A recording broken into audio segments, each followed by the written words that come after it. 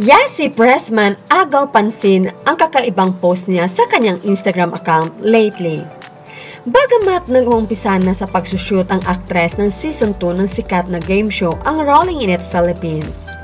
Gayon pa man sa pagpapatuloy na taping ay busy din si Yasi Pressman sa mga bagay na isusuot niya. Makikita sa post ng aktres na kinapsyonan nito na the literally walking in killer heels by Hazama, a Japanese fashion brand.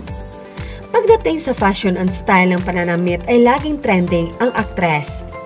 Recently ay pinag-uusapan din ang dalaga sa kanyang suot na umattend sa isang wedding.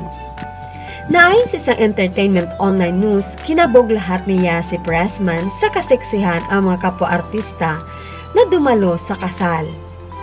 Gayon pa man iba talaga ang style at taste ni Yasi Pressman.